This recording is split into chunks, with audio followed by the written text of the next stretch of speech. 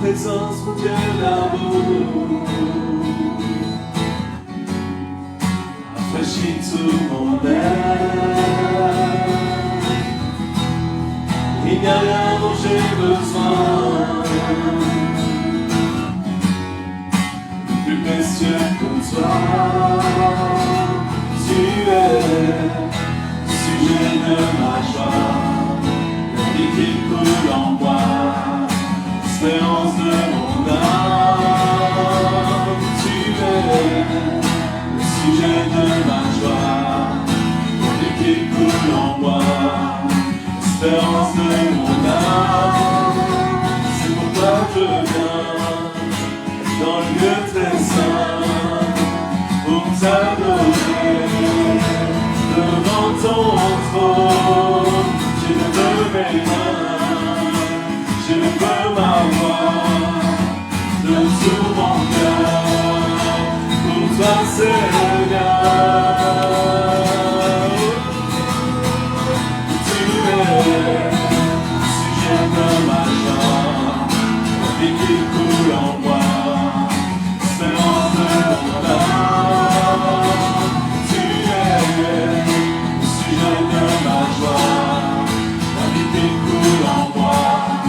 Espérance de mon âme,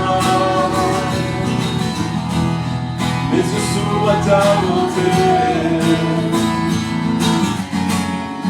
mon âme est éclairée, contemplant ta sainteté, et je suis émerveillé.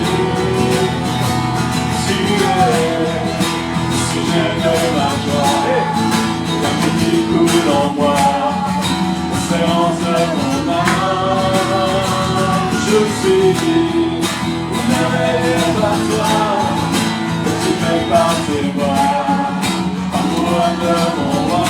Tu es sujet de ma joie, la vie qui coule en moi, l'espérance de mon âme. Je suis par toi, captivé par tes voix, amour de mon mort. Tu es sujet de ma joie, vie qui coule en moi, l'espérance de mon âme. Je suis merveillé par toi, captivé par tes voix, amour de mon mort.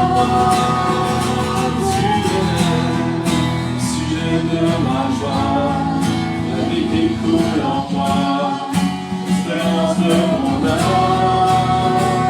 Je suis merveillé par toi, captivé par tes voix, amoureux de mon roi, amoureux de mon roi.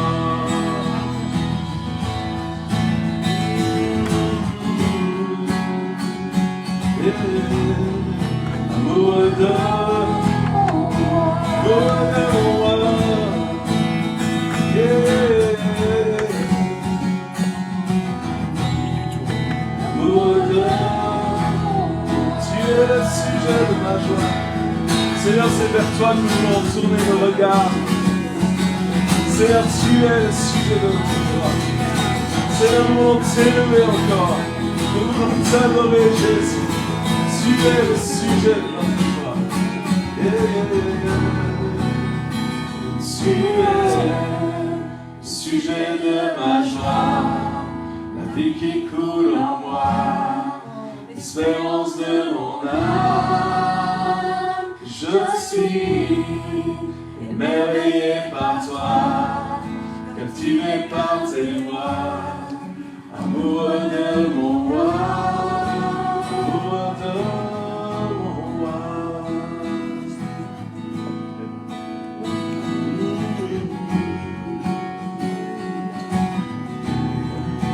Merveillé par toi, Jésus, Jésus. Juste regarde à Jésus, regarde à Jésus, regarde à Jésus, s'il te plaît. Regarde à Jésus. Seigneur, c'est vers toi que je veux regarder. Tu es le centre. Tu es le centre. Seigneur, tu es le sujet de ma joie. Tu es le sujet de ma louange. Tu es le sujet de mon adoration. Seigneur Jésus, c'est toi et toi seul. Rien que toi. Rien que toi, rien que toi, rien que toi. Rien que toi, rien que toi. Oh,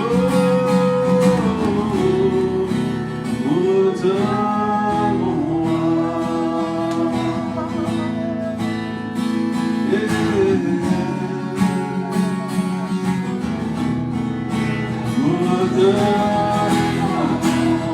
Et encore, je suis amoureux de moi. Je suis amoureux de moi. Amoureux de moi.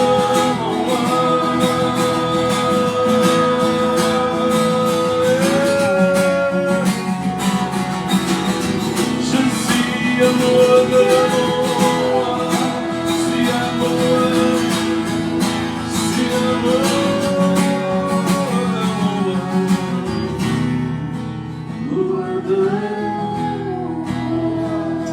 Merci Jésus. Merci Jésus. Merci Jésus. Tu es le sujet de ma joie, la vie qui coule en moi, l'espérance de mon âme. Je suis émerveillé par toi, captivé par tes voix. Amoureux de mon âme, tu es sujet de ma joie, la vie qui coule en moi, l'espérance de mon âme. Je suis émerveillé par toi, captivé par tes voix. Amoureux de mon âme, tu es sujet, tu es la vie qui coule en moi, l'espérance de mon âme. Je suis émerveillé par toi, captivé par tes voix. Amoureux de mon roi, amoureux de mon roi. Merci Jésus. Seigneur, nous te glorifions. Nous te glorifions, Jésus. Nous voulons te donner gloire, Seigneur. Nous voulons te donner gloire.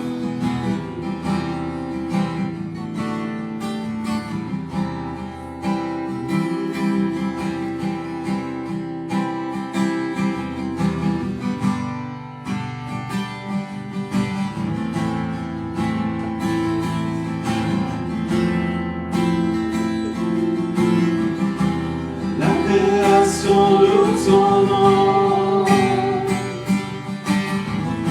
Les cieux proclament ta gloire, Seigneur. Les anges acclament ton triomphe. Les flots célèbrent ta splendeur. Oui, je te donne gloire.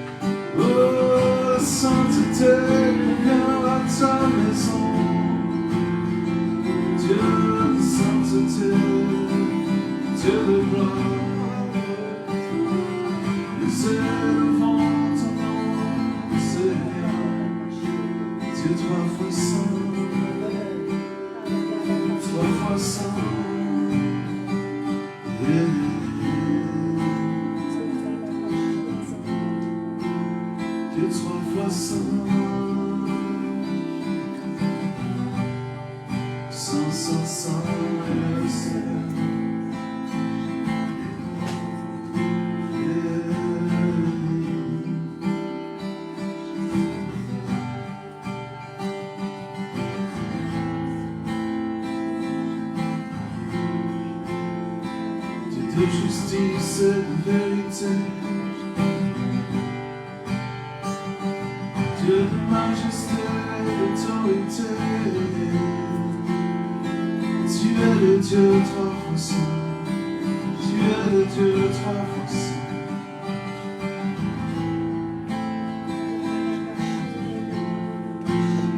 Oh, qui pourra monter à la montagne de l'Éternel? Celui qui a les mains lavées et le cœur pur.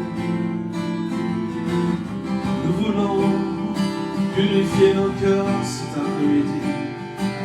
Nous voulons purifier nos cœurs. Car tu nous invites à ta montagne, nous invites ta présence, nous invite dans ton sanctuaire, Dieu trois fois saint.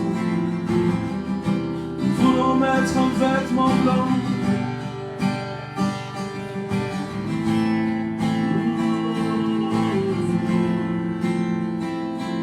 Tu nous donnes un vêtement blanc. Tu nous donnes un vêtement blanc. Par le sang de l'agneau, par le sang de l'agneau, au travers du voile déchiré, nous entrons ta présence.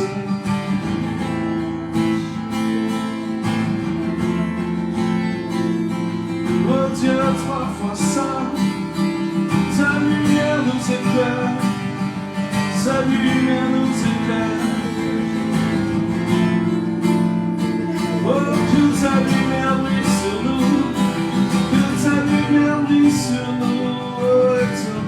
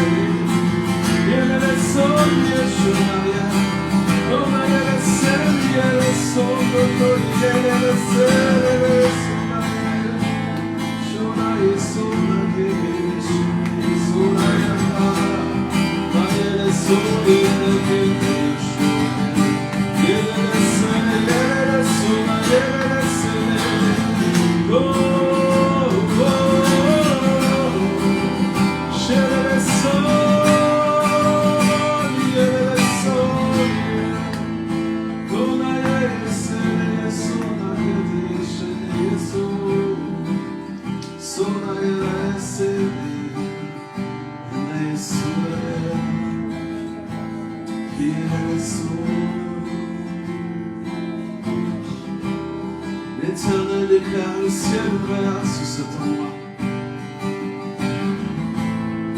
Ciel ouvert, ciel ouvert, ciel ouvert.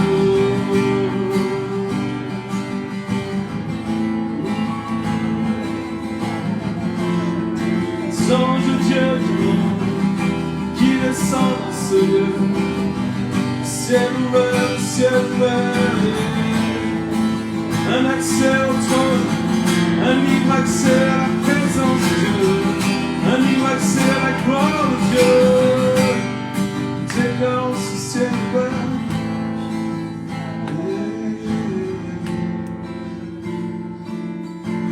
Portez-le volontaire. Oh, portez-le volontaire. Portez-le volontaire. Ah. Oh,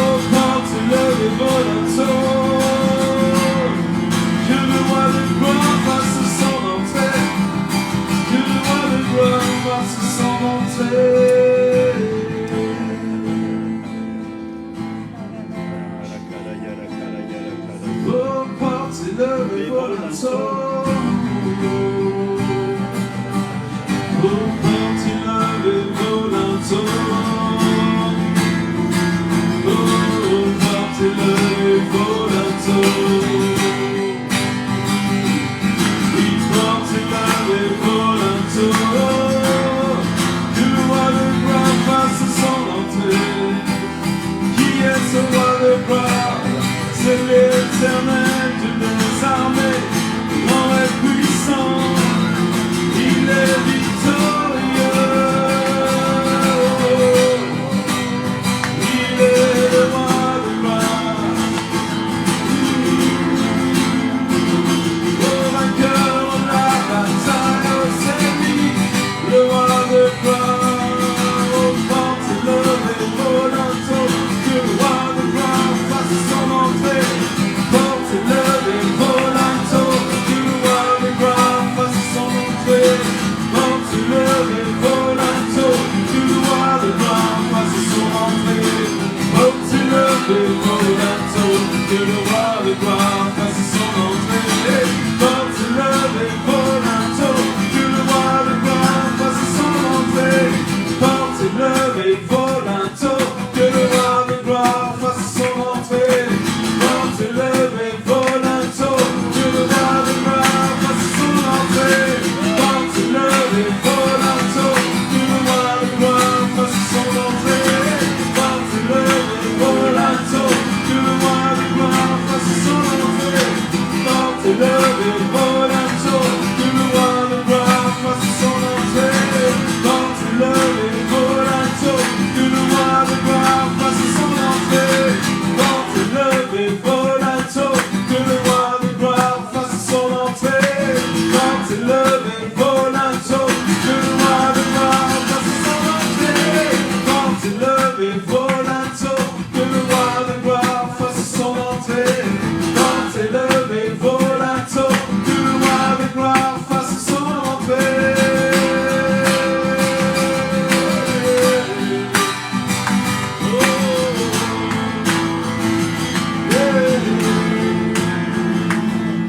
Oh, porte levée, volanto, que le roi de gloire fasse son entrée. Porte levée, volanto, que le roi de gloire fasse son entrée. Porte levée, volanto, que le roi de gloire fasse son entrée. Porte levée, volanto, que le roi de gloire fasse son entrée.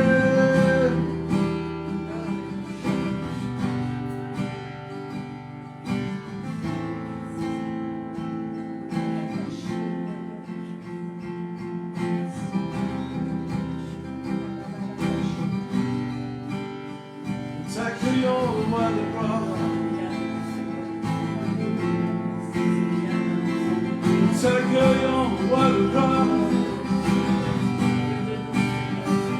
Alléluia. Maranatha. Alléluia. Maranatha. Alléluia. Maranatha. T'accueillons, roi de gloire. T'accueillons, roi de gloire. T'accueillons, établis ton règne, établis ton règne, établis ton autorité.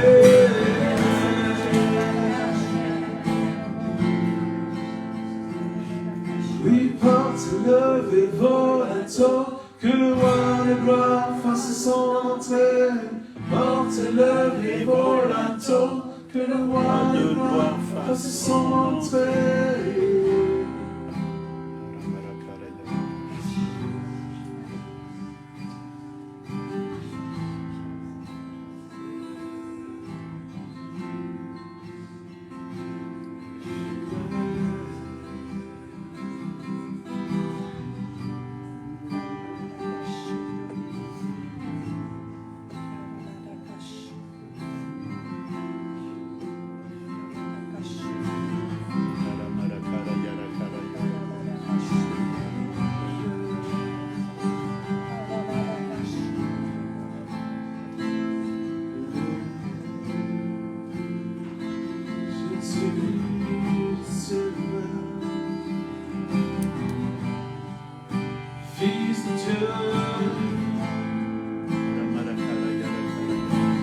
Pour savoir où le ciel va. Ça, je prie pour que plusieurs maintenant puissent voir le ciel ouvert. Amen. Plusieurs maintenant puissent voir le ciel ouvert. Le Fils de Dieu debout à la droite, Père. Je prie, Seigneur, pour cette vision, que les yeux s'ouvrent cet après-midi. Que les yeux s'ouvrent maintenant. Que les yeux s'ouvrent en cet instant même. Que chacun puisse voir cette réalité du ciel ouvert. Cette réalité d'un libre accès. Cette réalité de la manifestation du royaume de Dieu ici et maintenant. Ici et maintenant. Oh, oh, oh, yeah. Je vis le ciel ouvert.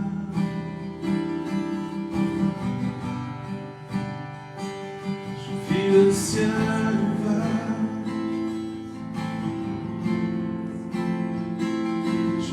Le ciel ouvert,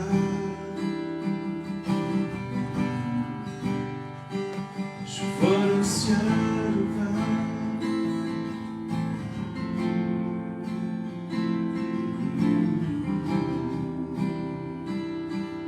Merci Jésus, merci Jésus, à toi la gloire, à toi la gloire Jésus.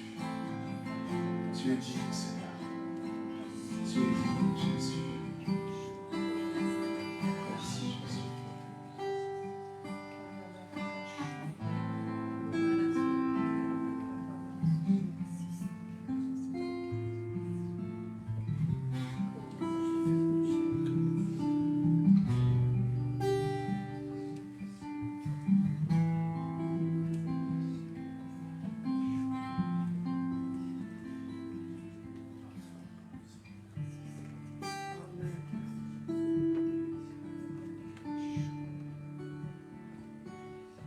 J'ai chanté un chant, c'était le chant du berger roi. Juste écoutez-le simplement. Ce que Jésus proclame sur vos vies. Toi qui aimes mon parfum, toi qui te sens indigne, laisse-moi te dire que pour moi tu es belle. Accroche-toi du roi, accroche-toi à moi. Laisse-moi t'emmener au-delà du bas, au-delà de tes peurs, au-delà de tes doutes. Toi, oh mon amour, pour toi c'est vrai.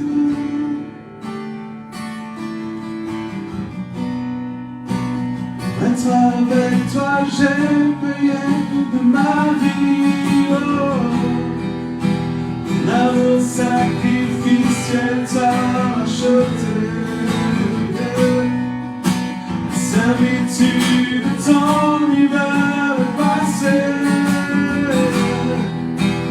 Maintenant de mon esprit a commencé. Oh.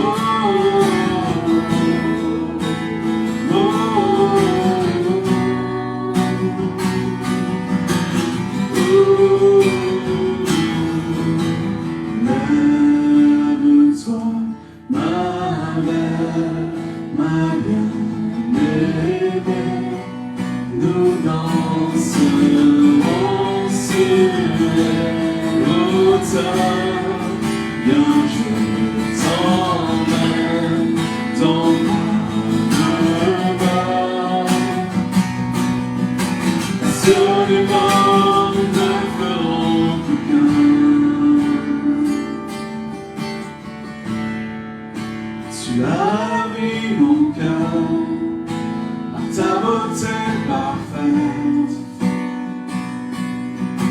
Je ne peux résister à ta passion. Toi mon jardin secret, toi la douceur colombe. Tes yeux d'adoration m'ont bouleversé. Approche-toi de moi, approche-toi à moi. La vie en toi alors resplendira. Oh, oh, oh,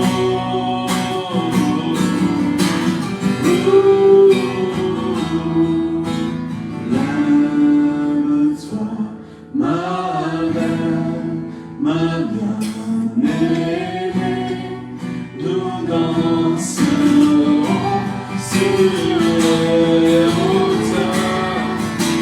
Je t'emmène dans le nord. Absolument, nous ne ferons plus ma belle, ma bien-aimée. Nous danserons sur les hauteurs. Viens, je t'emmène dans ma demeure. Passionnément, nous ne ferons plus qu'un.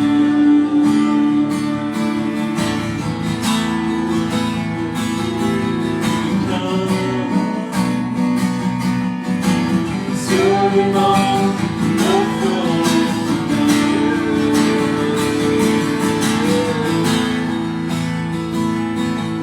qu'un.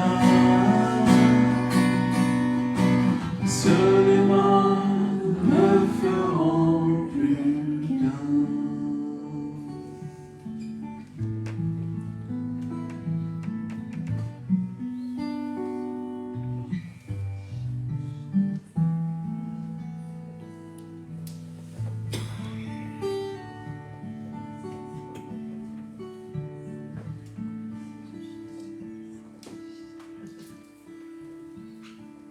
Voilà, si quelqu'un veut bénir le ministère qui vient de Belgique, Nathanaël, Isabelle, vous pouvez le faire avec toute liberté.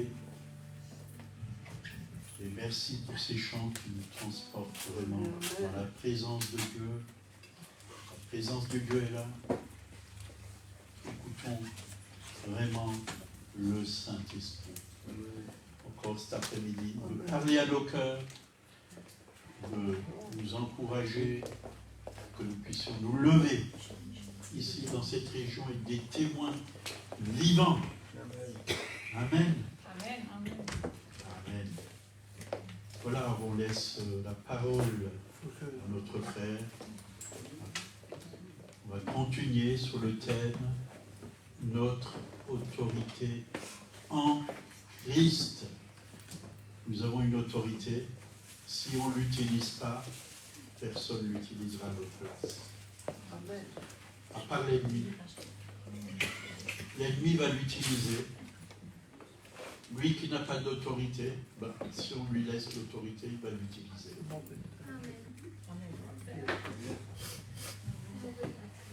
C'est pas ce qu'on veut, n'est-ce pas? Non, pas du tout.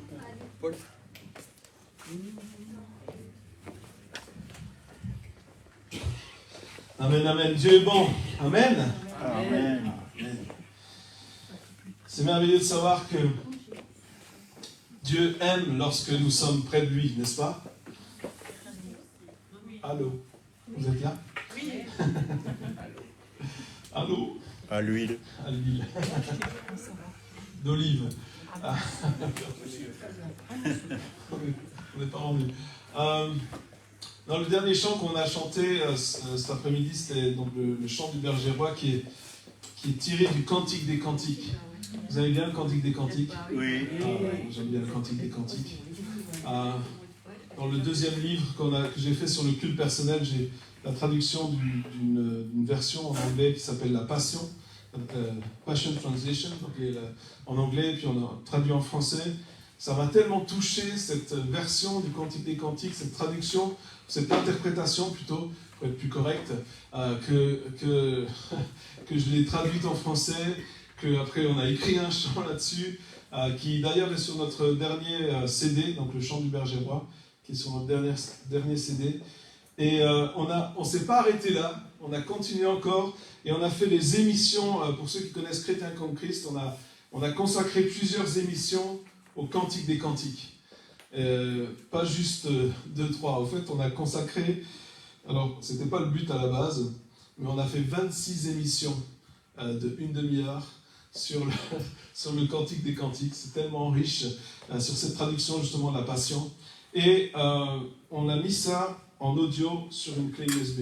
Donc si vous voulez écouter, c'est une clé USB, je sais que ça a l'air d'un bout de bois, mais c'est une clé USB.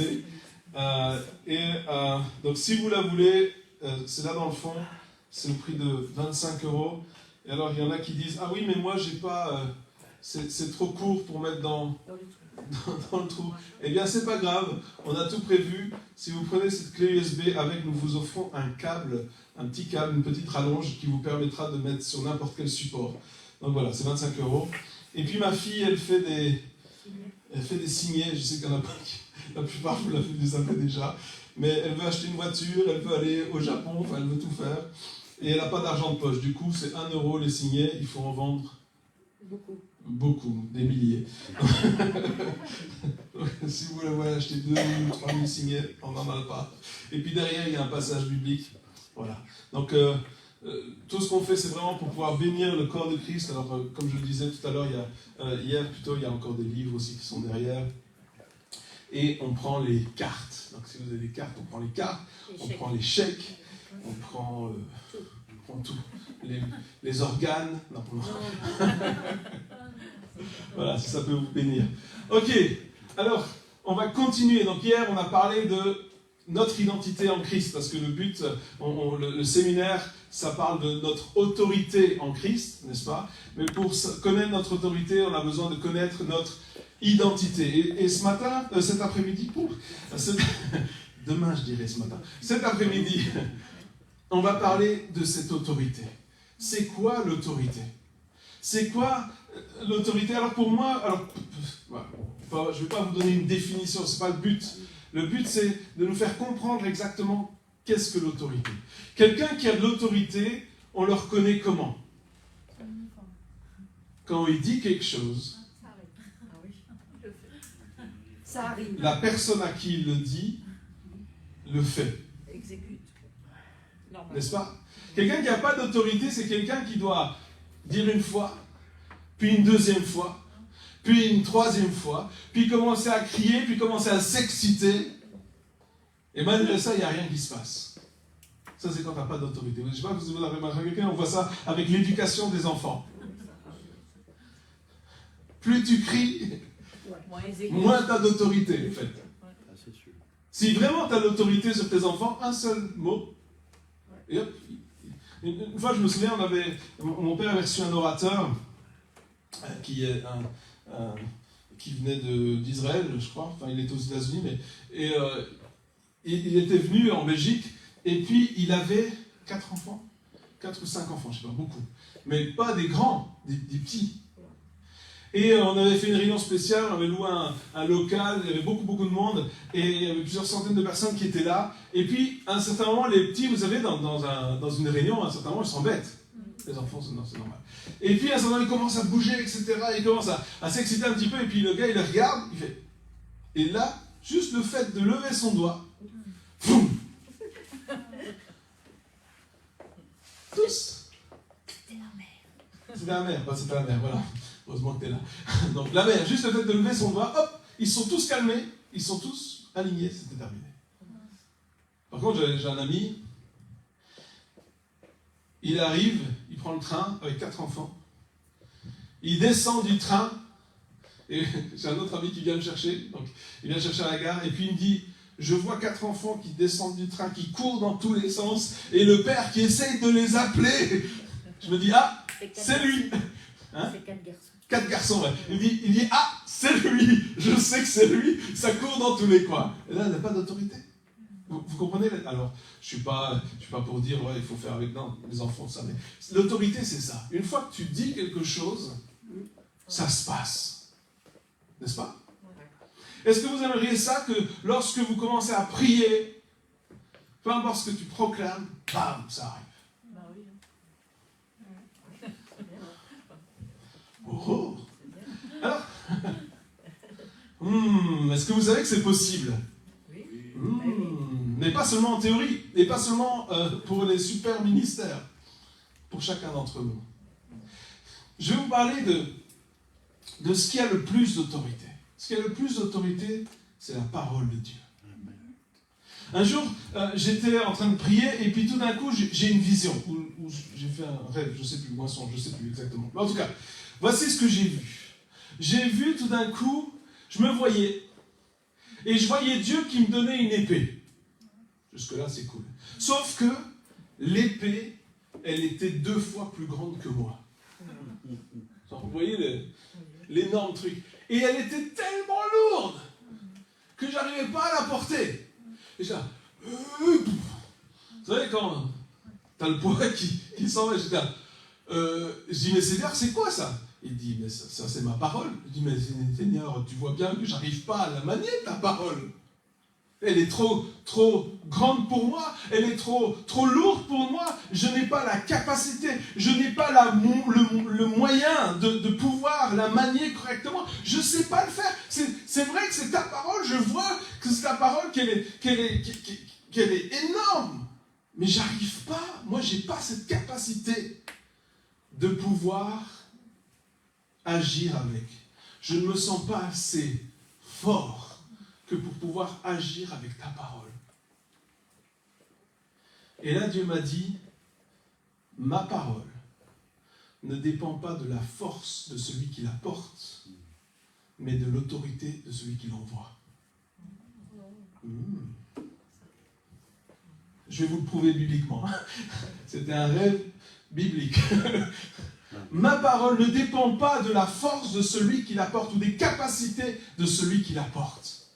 C'est vrai, ça vous est jamais arrivé des fois de déclarer un passage biblique et là tu te dis, ouais bon c'est vrai que ça vient de la Bible, mais là je suis pas sûr pour moi que ça s'applique vraiment ou que je vais voir le résultat. Donc, prenons Hébreux chapitre 4 verset 12, vous allez voir c'est intéressant. Hébreux 4 12. En effet la parole de Dieu,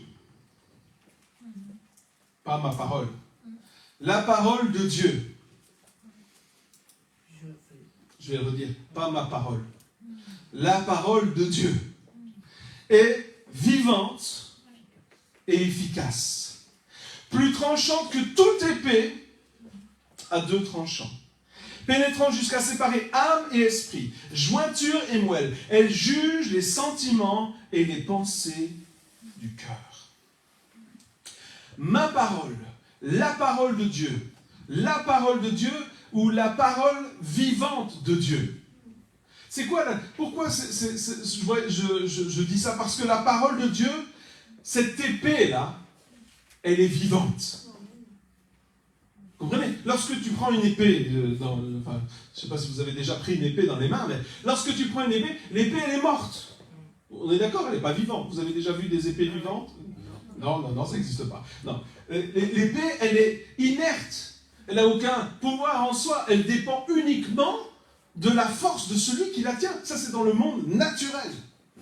Une épée, dans le monde naturel, dépend de la force, de l'agilité, de l'habileté de celui qui la manie, n'est-ce pas? Mais pas la parole de Dieu. Pas la parole de Dieu. Parce que la parole de Dieu, c'est une épée qui est vivante. Elle est non seulement vivante, mais elle est aussi efficace. Et le mot efficace ici peut aussi vouloir dire une épée de feu tournoyante, pleine d'énergie. Waouh! Une épée de feu tournoyante et pleine d'énergie. Une fois que tu vas la prendre, cette parole de Dieu, elle va être vivante et elle va être efficace. Et ensuite, ça continue, parce que vous savez, c'est un passage biblique que tout le monde connaît, en tout cas beaucoup de chrétiens connaissent, mais on le connaît et en même temps on ne le connaît pas, parce qu'on n'a pas vraiment tout compris. Elle est vivante, et elle est efficace, elle est tournoyante, et en plus elle continue. Elle dit, elle est plus tranchante, écoutez bien, c'est pas pour rien qu'il dit ça, elle est plus tranchante que toutes les autres épées à double tranchant. Ça veut dire quoi? Prenons un instant cette image de la parole de Dieu. Maintenant, comme quoi c'est une épée, ok? Maintenant, prenons, si on fait cette analogie, on peut parler également de c'est quoi toutes les autres épées? Ça veut dire qu'il y en a d'autres, des épées, n'est-ce pas? Si il parle des autres épées, il ne parle pas juste de la parole de Dieu, il parle d'une autre épée. Et les autres épées, c'est les paroles des hommes. Les paroles des hommes, les paroles du diable, de l'ennemi. Nos paroles. Je sais que vous n'avez jamais parlé mal sur votre propre vie, n'est-ce pas? Ici, Église ultra spirituelle. Mais à moi, pauvre pécheur, non, j'étais un pécheur, je ne suis plus un pécheur, je suis saint. Ah, attention, ça arrive. Vous savez, ces paroles, on connaît tous l'effet des paroles dans nos vies, n'est-ce pas? On connaît tous l'effet des paroles. Des paroles qui nous blessent, des paroles qui façonnent notre avenir. Une fois, on a entendu et écouté des paroles qui ont façonné, c'est-à-dire qui nous ont guidés dans des décisions qui ont façonné notre avenir. Et ces paroles-là, elles n'étaient pas les paroles de Dieu. C'était des paroles qui étaient soit des hommes, soit carrément de l'ennemi, ou inspirées par l'ennemi. Et ces paroles-là, elles ont été efficaces dans notre vie, dans un sens. Parce qu'elles ont porté du fruit, n'est-ce pas? Mais ce qui est extraordinaire avec la parole de Dieu, c'est que cette parole, elle est plus tranchante que toutes les autres paroles. Ça veut dire qu'une fois que, même si tu as reçu des paroles et tu te dis, ah oui, mais on m'a dit ça, on m'a dit ça, on m'a dit ça, on m'a dit ça, et donc c'est pour ça que je suis comme ça. À un certain moment, il va falloir que tu décides, que tu crois ce que la parole de Dieu te dit, et la parole de Dieu elle dit ceci. Et cette parole qui vient de Dieu, elle va briser toutes les autres paroles. Vous savez, moi, quand j'étais jeune, j'étais aimé par mes parents, mais pourtant, je me sentais rejeté. Il y a un esprit de rejet. Je voulais spiritualiser les choses, on peut faire ça. Mais je me sentais, malgré le fait que j'étais aimé. J'avais peut-être, il y en a qui disent, ah, c'est parce que tu as vécu un truc, machin, peut-être, je ne sais pas. Ou peut-être que c'est parce que peut-être j'avais entendu quelque chose, j'avais décidé de croire un mensonge, et ça avait façonné ma manière de penser. Mais un jour, j'ai entendu la voix de Dieu. Vous savez la voix de Dieu, ce qu'elle m'a dit? Elle m'a dit, je t'aime comme tu es. Et cette parole de Dieu, elle a été plus efficace que toutes les autres paroles. Ce rejet, il a été brisé par la parole de Dieu. La parole de Dieu, elle est plus tranchante que toutes les autres épées à deux tranchants. Elle pénètre jusqu'à séparer âme et esprit, jointure et moelle, elle juge les sentiments et les pensées du cœur. Une autre version dit, elle va même jusqu'à pénétrer au plus profond de notre être. Là où l'âme et l'esprit, les os et la moelle se rencontrent. Elle va jusqu'à l'intérieur. Vous savez, l'intérieur c'est quoi? C'est là, c'est les choses que tu ne montres pas. Vous savez, on peut avoir des conversations superficielles, vous savez, la pluie, le beau temps, machin, tout ça. Et une fois que tu commences à dire les choses que Dieu dit, c'est plus superficiel, c'est jamais superficiel. Vous comprenez? Lorsque la parole de Dieu est citée dans notre vie, c'est jamais superficiel. Ça va jusqu'à pénétrer à l'intérieur.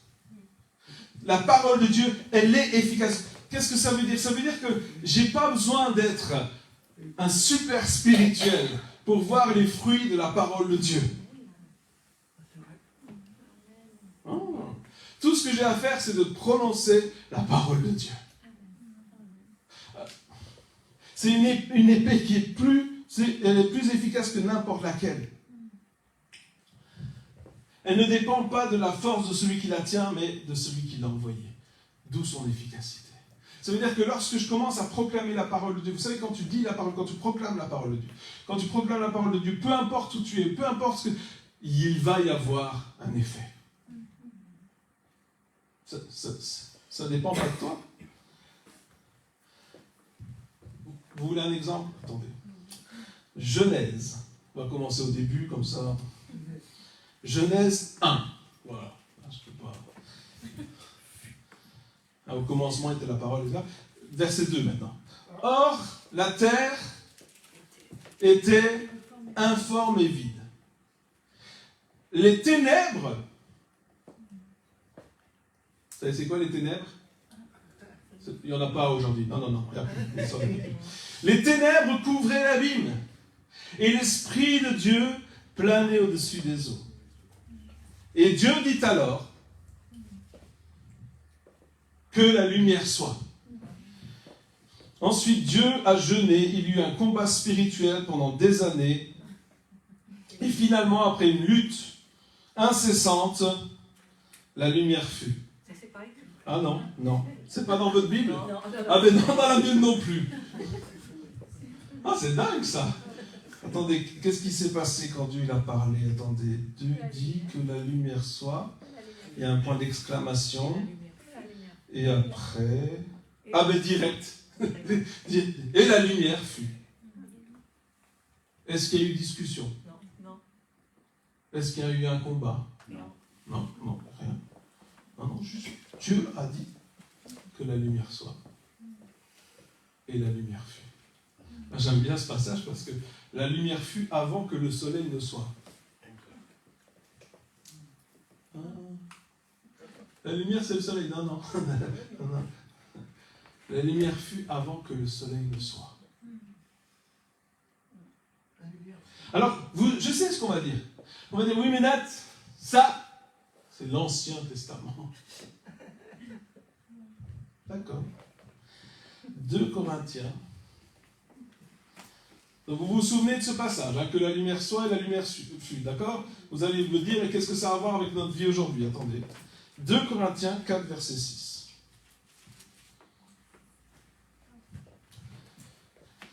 En effet, le Dieu qui a ordonné que la lumière brille au sein des ténèbres, vous vous souvenez du passage, hein? A aussi fait briller sa lumière dans nos cœurs. Oh, il y a un rapport avec nos vies, tiens. Intéressant, hein? Pour faire resplendir la connaissance de la gloire de Dieu dans la personne de Jésus-Christ. Ou lorsque nous tournons nos regards vers Jésus. Dieu, c'est le même. Il a dit que la lumière soit, et la lumière fut. Et là, il dit, c'est lui qui fait briller cette même lumière, qui n'est pas le soleil. C'est lui qui fait briller cette même lumière dans nos cœurs. Alors, vous allez dire, mais qu'est-ce que ça va? Vous avez déjà parlé de Jésus à quelqu'un? Vous avez déjà parlé à Jésus, de Jésus à quelqu'un, et vous aviez l'impression que vous parliez à un mur. Oui. Vous avez l'impression que la lumière était éteinte. C'est-à-dire, tu peux dire autant de choses que tu veux, la lumière est éteinte. Et puis tout d'un coup,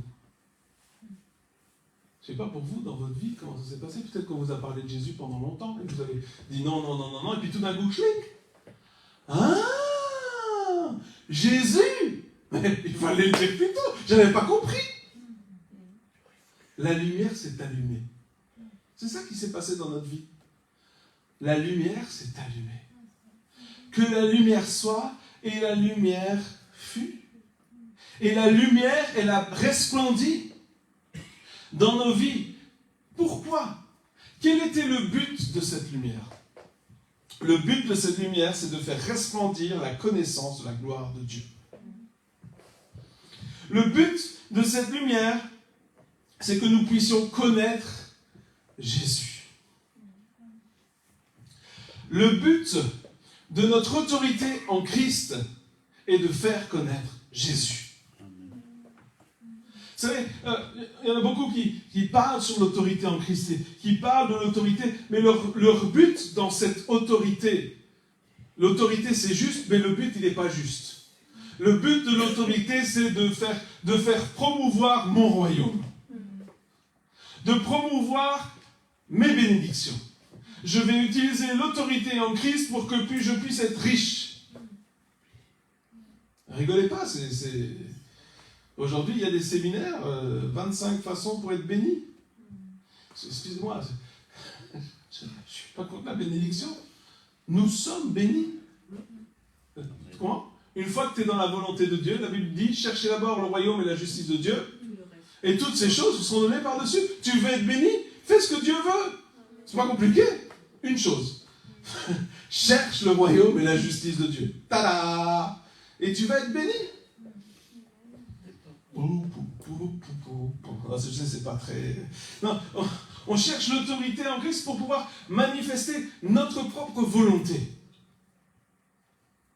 Et on pense que c'est notre volonté, c'est ce que Dieu veut. Non.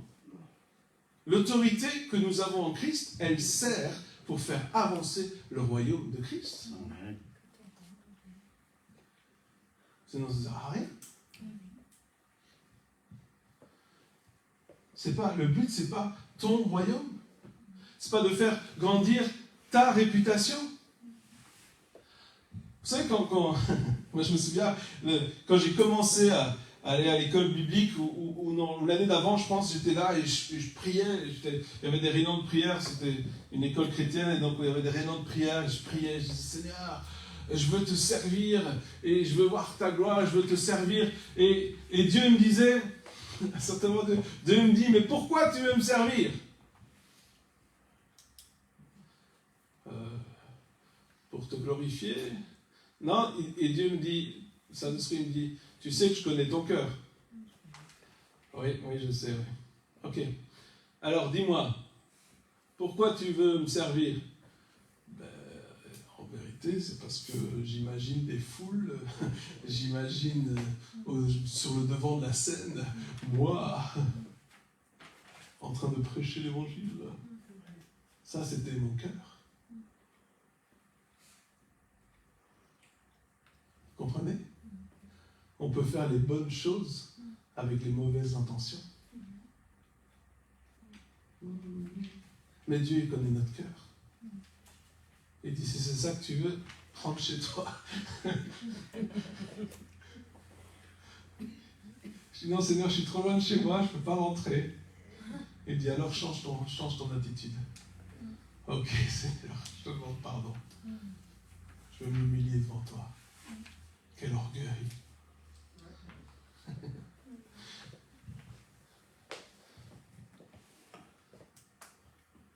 Dieu résiste aux orgueilleux, mais il fait grâce aux humbles. Et des fois, il faut pouvoir s'humilier devant Dieu. Des fois, il faut pouvoir se dire, je dis ça cet après-midi parce que c'est important de savoir pourquoi on veut exercer l'autorité. C'est important de sonder notre cœur. David il disait, Seigneur, sonde-moi, ô Dieu, connais mon cœur. Regarde si je suis sur une mauvaise voie et ramène-moi sur le chemin de l'éternité. Sonde-moi, sonde mes intentions, mes motivations. Sonde, Seigneur, pourquoi je veux faire ces choses-là ? Est-ce que je veux prier pour un malade et que le malade soit guéri pour vraiment que le malade soit guéri ? Ou est-ce que ce que je veux, c'est que le malade, une fois guéri, puisse dire « Oh, tu es merveilleux !»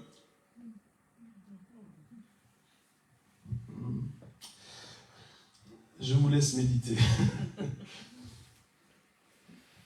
Une fois qu'on s'abandonne, je parlais hier soir du fait de pouvoir mourir à soi-même, n'est-ce pas ? Mourir à nos ambitions, mourir à ce qu'on aimerait que les gens pensent de nous, mourir à toutes ces choses-là. C'est quand tu meurs à toi-même que tu peux dire « Ok Seigneur, maintenant je te laisse toute la place à toi. » Et Dieu il va te dire « Ok, tu veux exercer l'autorité ?» Et je vais vous dire ce que je pense. Après, je n'en fais pas une théologie, mais ce que je crois aujourd'hui. C'est juste ma pensée, d'accord ? Ça n'engage que moi. Mais moi, je crois aujourd'hui que Dieu appelle des hommes et des femmes qui vont exercer l'autorité dans l'ombre. C'est-à-dire qu'ils vont être là dans leur lieu de prière et ils vont commencer à proclamer les choses que Dieu déclare. Et il va y avoir des fruits. Mais personne ne saura que c'est eux qui ont prié. Parce que le but, vous comprenez, c'est pas que les gens te glorifient toi. Le but, c'est qu'on puisse glorifier Dieu. C'est à lui que revient toute la gloire.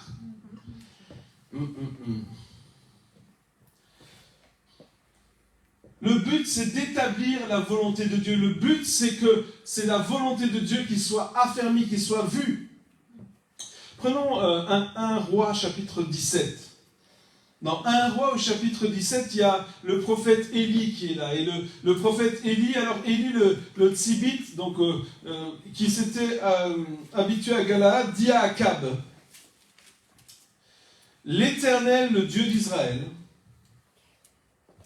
en la présence duquel je me tiens, est vivant, il n'y aura ces années, ni rosée, ni pluie, sinon à ma parole. » Alors on a vu ces derniers mois ce que ça faisait de ne pas avoir de pluie, n'est-ce pas? C'est terrible.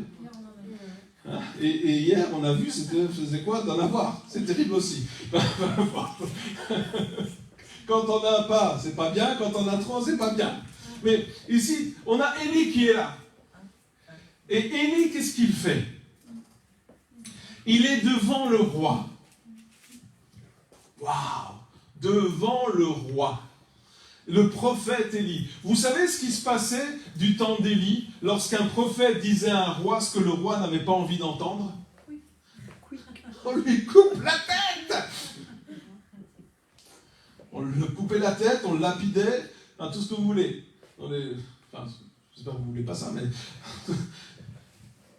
Il n'était pas bien vu. Aujourd'hui, on pense au ministère prophétique, c'est magnifique. Non, au temps d'Élie, quand Dieu appelait quelqu'un à être prophète, d'ailleurs on le voit dans plusieurs livres des prophètes, à un certain moment, le prophète, qu'est-ce qu'il dit?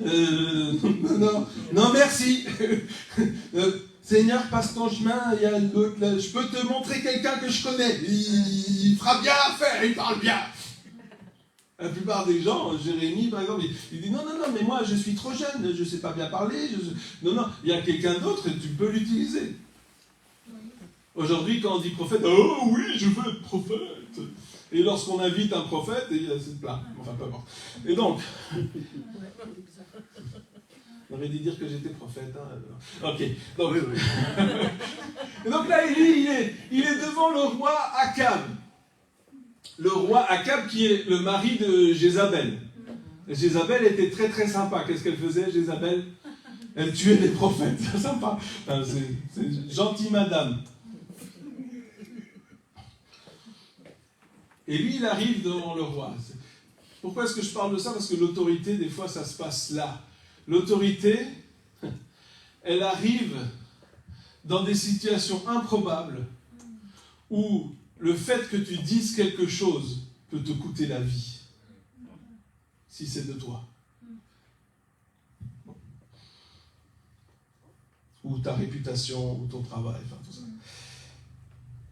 Et là, Élie, je me suis toujours demandé, mais comment il a pu parler comme ça?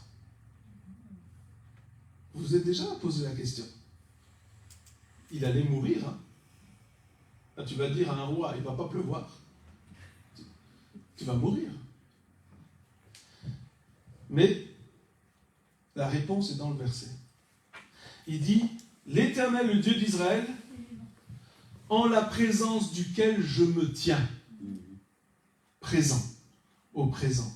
Il est devant le roi Akab. Et simultanément, il est devant Dieu. Je suis devant toi, roi Akab, mais en même temps, je suis devant Dieu, en la présence duquel je me tiens. Présent, c'est le verbe, c'est au présent. Il est vivant. Et voici ce qu'il dit, pas ce que moi je dis. Vous comprenez la différence? C'est pas ce que moi je suis en train de dire. Parce que moi, ma parole n'a pas d'autorité. Mais ce que Dieu est en train de dire maintenant, ça a l'autorité. Et il dit, il est vivant, pas de rosée, pas de pluie, sauf si je parle. Donc si tu me tues, il n'y aura plus jamais de pluie.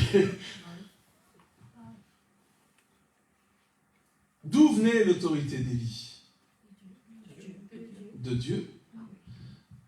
Et de fait qu'il était dans la présence de Dieu et il entendait ce que Dieu avait à dire. Et d'où vient notre autorité? Notre autorité ne doit pas venir de ta connaissance ou même de ta connaissance de la parole de Dieu. Mais ton autorité doit venir de ce que Dieu déclare. Et vous savez, dans la Bible, il y a des paroles, des versets, des paroles de Dieu qui sont, comment dire ça, qui sont bonnes toujours. Ça veut dire que peu importe la situation dans laquelle tu es, tu peux déclarer cette parole. C'est la parole de Dieu, elle est éternelle, etc. On va dire toute la Bible est la parole de Dieu. Oui, toute la Bible était inspirée par Dieu, mais c'est dans la Bible. Attends, ne prenez pas ce que je dis de travers, s'il vous plaît. Quand on raconte une histoire, c'est pas Dieu qui est en train de parler, vous comprenez? C'est une histoire qui s'est passée. C'est pas Dieu qui est en train de dire, je déclare ça. Vous voyez de quoi je parle? Donc, oui, toute la Bible est inspirée de Dieu, je crois à la parole de Dieu, d'accord? Mais dans la Bible, il y a des moments où c'est Dieu qui parle. D'accord? Et il y a des moments où c'est juste une histoire qu'on nous raconte, ou des choses, un enseignement qu'on a besoin, ou des gens qui parlent. Et ça a été inspiré par Dieu, je suis tout à fait d'accord.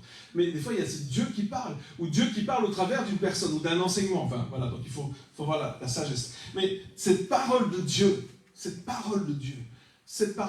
est vivante. Et cette parole de Dieu, elle est efficace. Et peu importe la situation dans laquelle tu es, tu peux proclamer cette parole de Dieu, parce qu'elle est éternelle, la parole de Dieu. Elle agit encore et encore et encore et encore.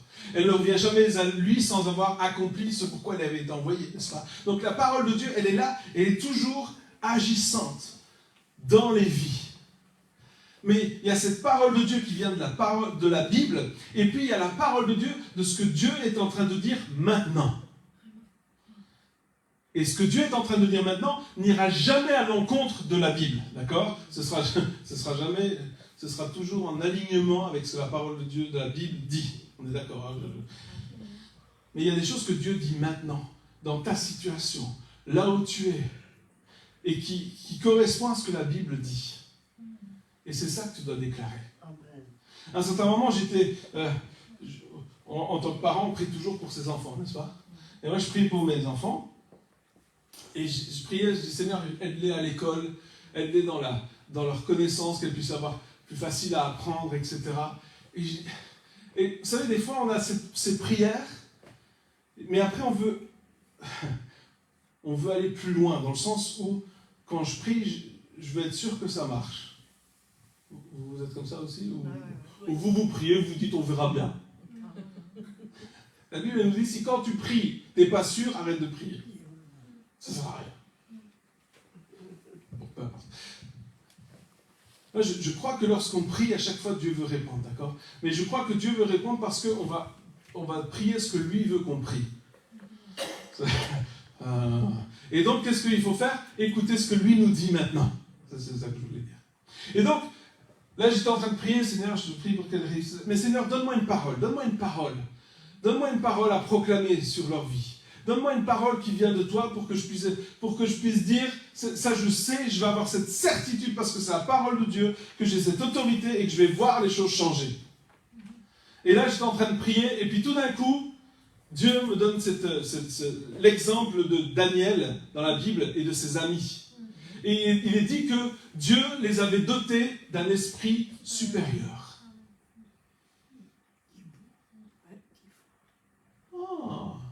Ça, c'est bien, ça. J'étais en train de prier, j'étais dans ma voiture en train de prier. Eh bien, Seigneur, je proclame sur mes filles un esprit supérieur. Et là, tout d'un coup, c'était plus juste une prière. Vous comprenez? C'est devenu une prière d'autorité parce que cette parole, elle venait de Dieu. Et là, tout d'un coup, je savais qu'il allait avoir du fruit.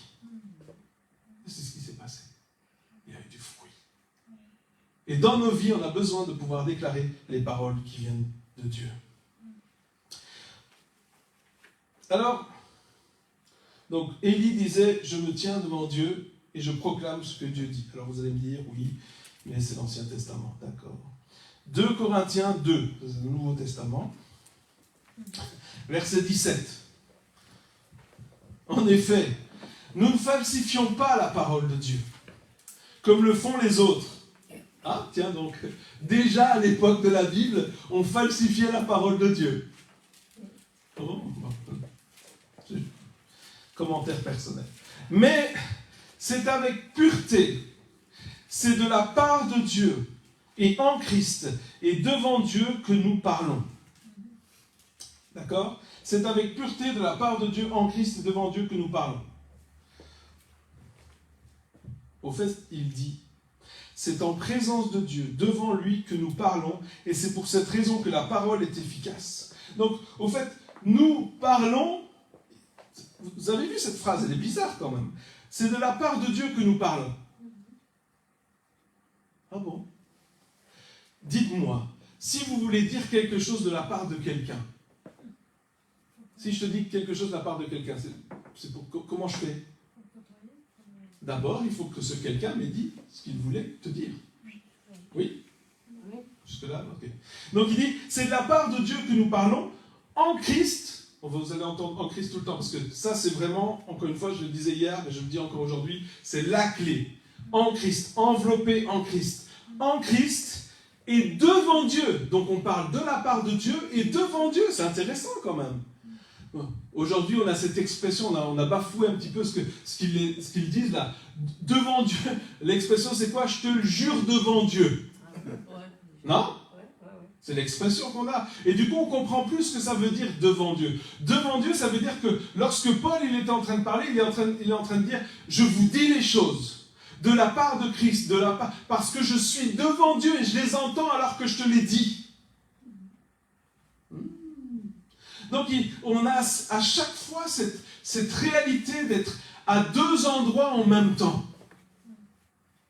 Lorsque tu es là en train de prier ou lorsque tu es en train de parler et que tu as besoin d'une révélation lorsque tu pries.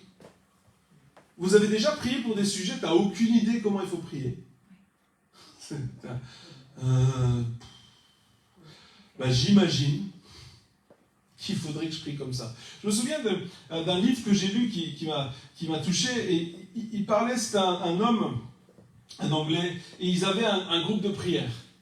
Et ils avaient un groupe de prière, et puis ils priaient plusieurs fois par semaine, ils se réunissaient, ils priaient, et ils se sont rendus compte qu'ils avaient à peu près 30% de résultats. Vous allez dire, mal, hein, 30% de résultats, on peut s'en contenter, hein. Sauf que lui, il s'est dit, c'est nul. Je disais tout à l'heure, c'était Charles Finet qui disait à quelqu'un lui dit, est-ce que tu veux que je prie pour toi ? Et Charles Finet, avant d'être converti, il répond, non merci, parce que je vois que vos prières n'ont pas de résultat. Là, ça s'appelle casser, ça.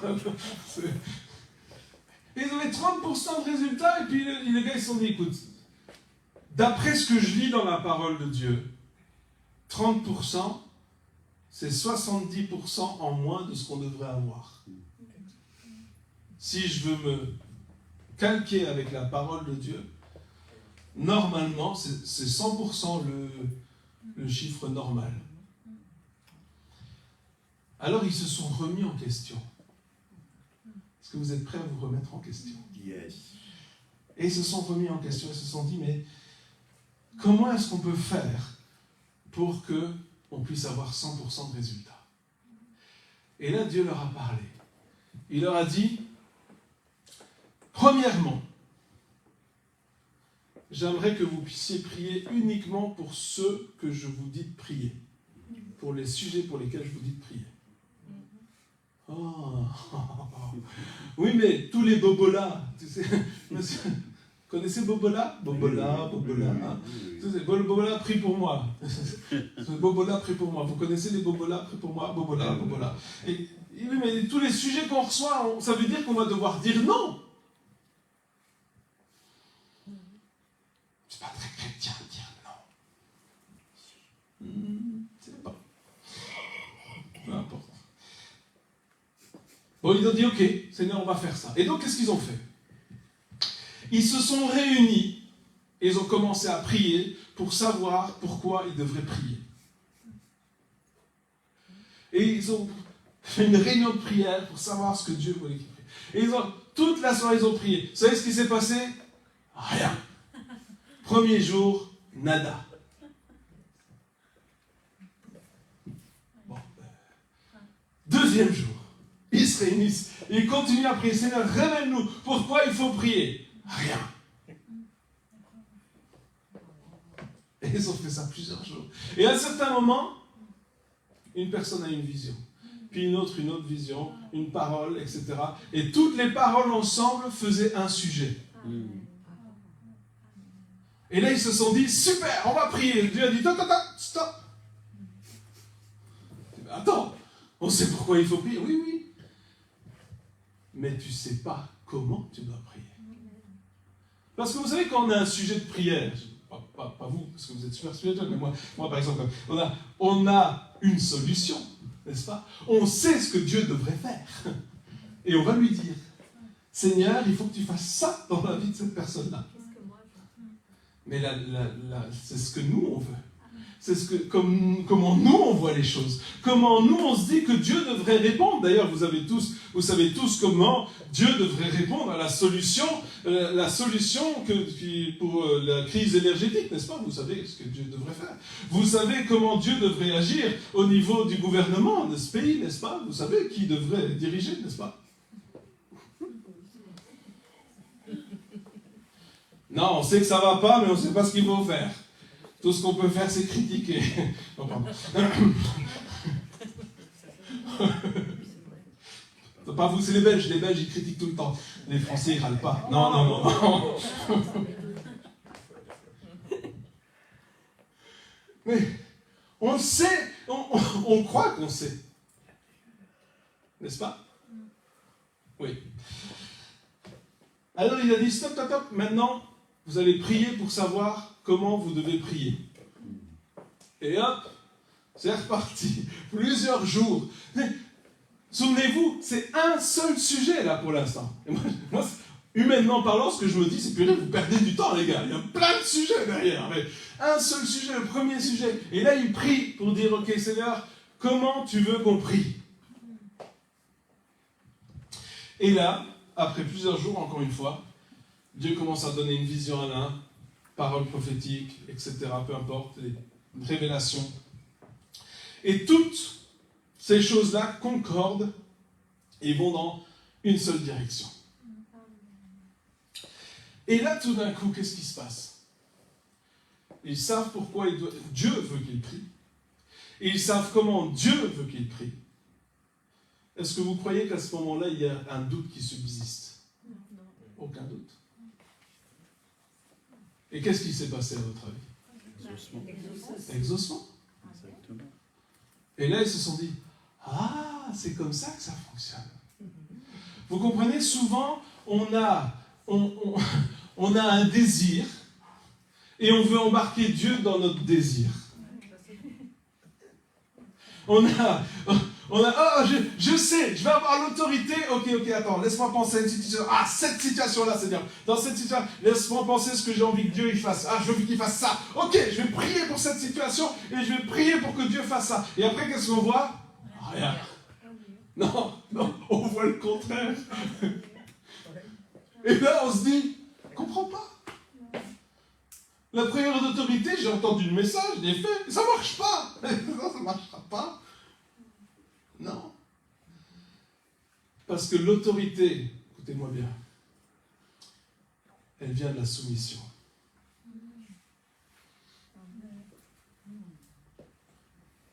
L'autorité, elle tire sa source dans la soumission. Si tu refuses de plier le genou devant Dieu, tu n'auras pas d'autorité. C'est un bon leader, c'est un bon suiveur. Un dirigeant, quelqu'un qui a beaucoup d'autorité, c'est quelqu'un qui, qui lui-même est soumis à une autorité. Et lorsqu'on va lui demander quelque chose, il ne va pas commencer à râler en disant « T'as vu, tu sais à qui tu parles? Tu sais qui je suis? Moi, je ne vais pas faire ce que tu as dit. » Non, le gars, il va faire directement.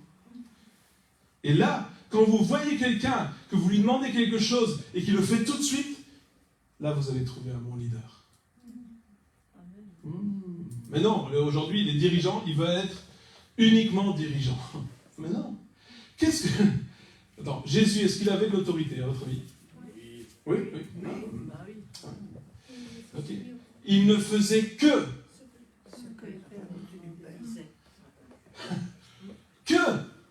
Waouh, c'est fort quand même comme parole. Que uniquement, seulement, ce qu'il voyait le Père faire. Si ça, c'est pas de la soumission, il ne disait que ce qu'il entendait le Père dire. Tu veux l'autorité? C'est comme ça que ça fonctionne. Et qu'est-ce qui se passait lorsque Jésus priait pour un malade, à votre avis?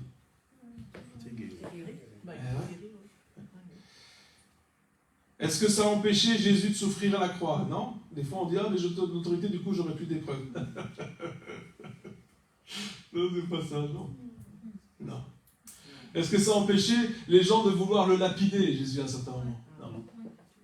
Est-ce que ça a empêché les gens de parler sur son dos, de le critiquer? Non.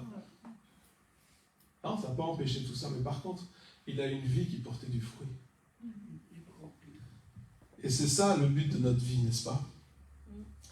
Le but de notre vie, c'est d'être efficace pour pouvoir amener des âmes à Christ. Encore une fois, l'autorité, c'est pas pour toi. C'est pas pour construire ton royaume. La vie chrétienne, le fait de découvrir la vérité de la parole de Dieu, le fait de pouvoir vivre la vérité de la parole de Dieu, n'a rien à voir avec construire ton royaume. Le but, ce n'est pas de construire ton royaume, c'est de construire le royaume de Dieu. Et pour construire le royaume de Dieu, bien souvent, il faut pouvoir s'effacer. Ok. Acte 3, versets 6 et 7.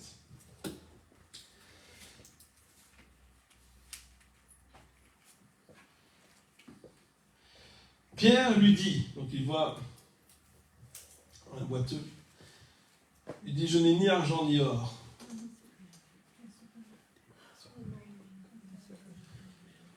Vous pouvez dire ça? Pas difficile aujourd'hui. Je n'ai ni argent ni or, ni gaz, ni essence. Ni électricité. Je suis pas aidée.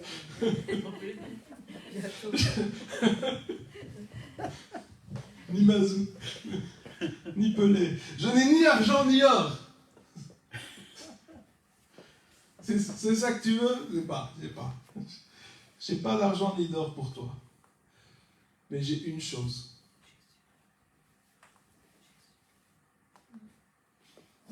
J'ai une chose. Et cette chose-là, je ne vais pas la garder pour moi. Cette autorité, je ne la garde pas pour moi. J'ai une chose. Au nom de Jésus-Christ de Nazareth, lève-toi et marche. Je n'ai pas d'argent, je n'ai pas d'or. Ce à quoi tu t'attends, je ne l'ai pas. Mais j'ai quelque chose dont tu as vraiment besoin. Je n'ai pas ce que tu veux, mais j'ai ce dont tu as besoin. Je n'ai pas ce que tu veux, mais j'ai ce dont tu as besoin. Et souvent, lorsqu'on va vers Dieu, c'est ce qu'il nous dit. Je n'ai pas ce que tu veux, mais j'ai ce dont tu as besoin. Est-ce que tu veux rester calé sur ce que tu veux? Ou est-ce que tu veux dire à Dieu, Seigneur, je sais que toi, tu sais ce dont j'ai vraiment besoin. Je n'ai pas ce que tu veux, mais j'ai ce dont tu as besoin. Au nom de Jésus-Christ de Nazareth, lève-toi et marche. Et après, il a fait un truc dingue quand même. Il le prit par la main droite. Osez, hein? Et le fit se lever. Ses pieds, ses chevilles s'affermirent immédiatement. Je n'ai pas ce que tu veux, j'ai ce dont tu as besoin. Lève-toi et marche. Saisis par la main et s'est levé. Ça me fera toujours penser à ce moment où on avait une réunion de guérison, puis vous savez, il y avait plein de serviteurs de Dieu qui étaient là, et il y avait plein de filles. Moi, j'étais une des personnes qui priait. Et là, quand tu es là, jeune serviteur de Dieu, je me dis, Seigneur, je prie que ce soit juste des mal de tête, des trucs faciles, s'il te plaît. Et là, tu as une dame qui arrive en chaise roulante. Et là, avec foi, j'ai dit, oh non. T'as pensé. Moi, j'ai dit dans mon cœur. Et Dieu l'a entendu. Il a dû rigoler. Moi, je vous dis la vérité. C'est ce que je me suis dit. Pourquoi, Seigneur? Il y a des autres qui sont bien mieux que moi, juste à côté. Des grands ministères de guérison. Et il y avait cette dame qui était dans la chaise roulante, vieille dame. Et je lui dis, qu'est-ce que tu veux? Mais marcher, qu'elle me dit, ah, t'es sûr?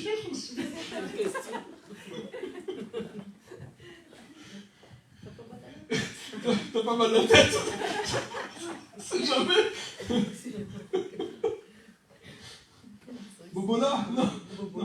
Pas Bobola. Marcher. Et je la regarde et je lui dis, est-ce que tu crois que Dieu peut te guérir? Je me dis, elle va dire non, comme ça, je suis bien. Et là, elle me regarde, elle dit, oui. Bon. Ok. Je suis foutu. Et je la regarde. Vous savez, on croit à la guérison, tout ça. Hein? Vous pouvez dire, oui, non, mais oh, quel homme de peu de foi. Oui, attends quand tu te retrouves devant le truc. Hein? Et puis, je la regarde. Et vous savez, dans ses yeux, ce que j'ai vu? La foi. Pas dans les miens, dans les siens. Heureusement. Heureusement. Je dis, bon, ok. J'ai pris par les mains, je dis, au nom de Jésus, lève-toi et marche. Et je l'ai tiré, je me suis dit, Elle va tomber. je me suis dit, oh, qu'est-ce que je suis en train de faire, Seigneur? Et là, elle s'est levée, elle a commencé à marcher, elle a marché jusque-là, elle a marché jusque-là, elle a marché jusque-là. Et moi, je suis là, ouh, ouh, ouh, ouh. Elle n'est plus jamais retournée en chaise roulante. Elle était complètement guérie. Mais c'est extraordinaire de voir ce genre de miracle. Mais je vous dis, c'était pas par ma foi. Mais je dis, Seigneur, quelle grâce. Tu m'as fait grâce, Seigneur. Mais Dieu est bon. Et vous savez, ces choses-là, elles sont possibles aujourd'hui. Même si c'est comme, vous savez, mon père, à un certain moment, il était aussi jeune ministère. Moi, j'avais 4 ans, je pense, 3-4 ans, quelque chose comme ça, peut-être 5. Et je me souviens, j'étais dans la salle, et puis il est en train de faire la louange. Et là, il y a une dame qui meurt.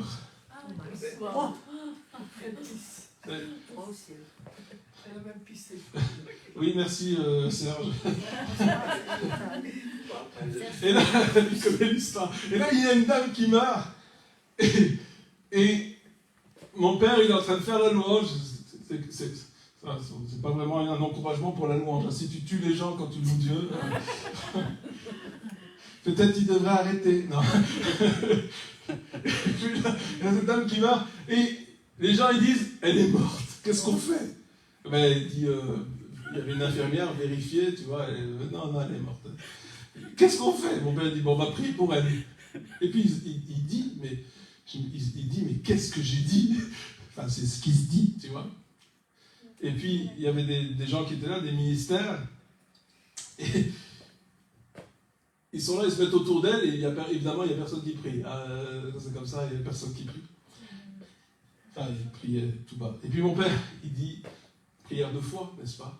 Seigneur, tu la prends ou tu nous la rends, mais fais quelque chose. C'est une prière de résurrection, n'est-ce pas? Non. Eh bien, il l'a rendu, Dieu. Et là, hop, elle a ouvert les yeux, elle a regardé tout le monde autour, elle dit, mais qu'est-ce que vous faites là? Qu'est-ce qui se passe? Qu'est-ce que j'ai fait? Oh, rien, t'as eu un malaise. Et elle a vécu encore 10 ans, je pense, après. C'est une vieille dame déjà. Elle est ressuscitée. Vous savez, des fois, pourquoi je dis ça? Parce que des fois, on pense qu'on doit être super spirituel, ou avoir jeûné pendant des semaines, ou avoir... Non, c'est juste, c'est la parole de Dieu qui est efficace. Et puis, à ce moment-là, c'était, Seigneur, tu la rends. C'était ça que Dieu voulait dire. Et puis Dieu l'a rendu. Mais ne crois pas que ça va te glorifier toi. Comprenez? S'il avait fait une super prière éloquente, il aurait pu dire... T'as vu comment je prie? Eh bien, quand tu pries comme ça, c'est ça qui se passe. Voilà. Mais parce que il n'a pas fait une super prière éloquente, parce que il y avait plus de doutes sûrement que tous ceux qui étaient autour, alors à ce moment-là, il peut donner la gloire à Dieu. Alors à ce moment-là, il peut donner la gloire à Dieu. Et vous savez, dans les situations dans lesquelles vous allez vivre, le diable veut te faire croire que le résultat va dépendre uniquement de toi. Ça, c'est la pensée aujourd'hui. Malheureusement, c'est dans l'Église aussi très fort. Le résultat va dépendre de ton niveau spirituel. Alors moi, je suis au niveau 9, 4 étoiles. Non. Ça, c'est ce que le diable veut te faire croire. Pourquoi il veut te faire croire ça? Parce qu'il y a des jours où tu vas te croire super top spirituellement, puis il y a des jours où tu vas te sentir super nul spirituellement. Il y a des jours où tu vas te lever du pied droit, et il y a des jours où tu vas te lever du pied gauche. N'est-ce pas? Il y a des jours où tu vas te dire, ah mais là j'ai tout bon aujourd'hui, et il y a des jours où tu vas dire, aujourd'hui j'ai tout mauvais. Aujourd'hui tout va de travers, aujourd'hui je suis de mauvaise humeur, je suis de mauvais poil, je suis à fleur de peau. Ça vous arrive? Et là tu es à fleur de peau, de mauvais poil, tu as une mauvaise journée, et puis là on te demande de prier pour un truc. Et là tu te dis, pas aujourd'hui.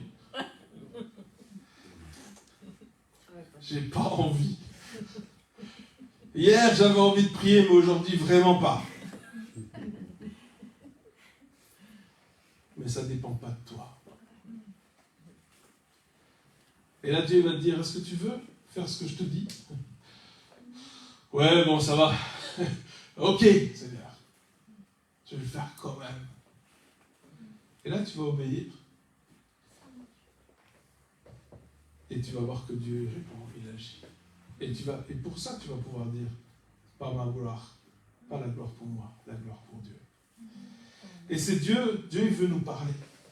Et aujourd'hui encore, il veut parler. Et j'aimerais qu'on prenne, on va terminer avec un passage biblique encore, dans Jérémie, chapitre 33. On connaît le verset, mais pas la suite, et c'est la suite qui m'intéresse aujourd'hui. Verset 3. Écoutez, parce que c'est vraiment important. Et c'est ce que Dieu déclare, je pense, aujourd'hui sur notre francophonie. Il dit au verset 3, invoque-moi, et peut-être...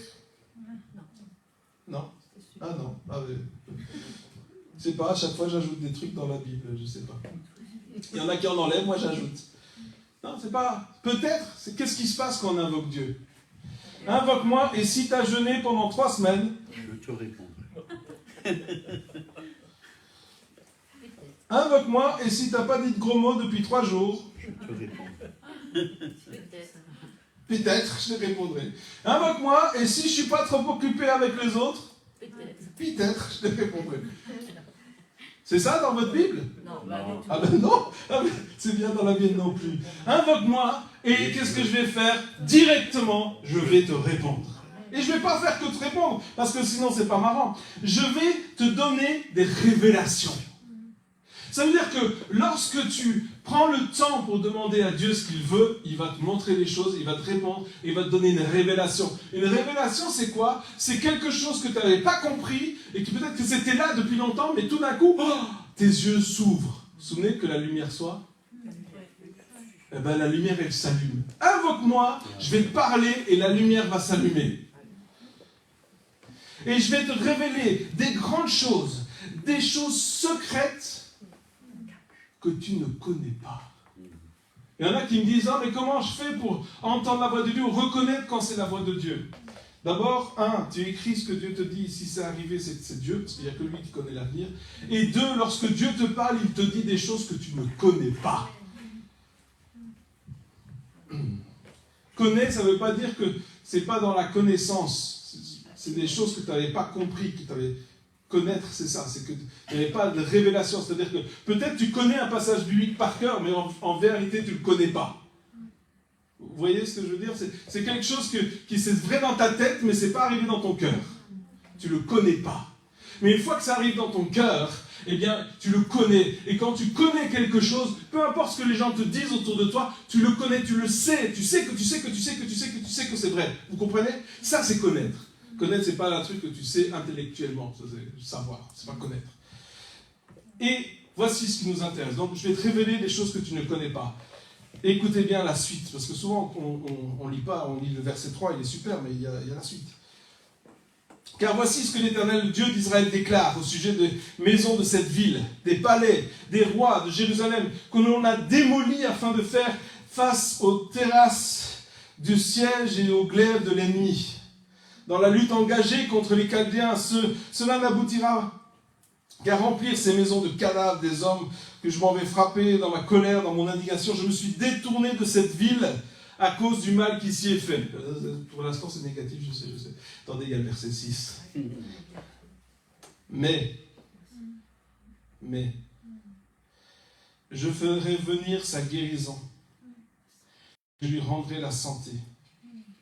Je les guérirai et je leur accorderai une paix véritable dans toute sa richesse. Voici ce que Dieu déclare. Tu vois autour de toi, c'est foutu. C'est détruit. C'est nul. C'est en cendres. Ça, c'est ce que tu vois.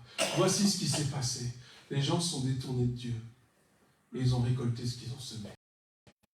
Voici ce que moi je dis. Voici ce que tu vois dans ta vie. Voici ce que tu vois dans la vie de ceux qui sont autour de toi. Voici ce que tu vois peut-être dans la vie de tes enfants, de tes parents, de ta famille, des cousins peut-être. Voici ce que tu vois autour de toi. Voici la réalité.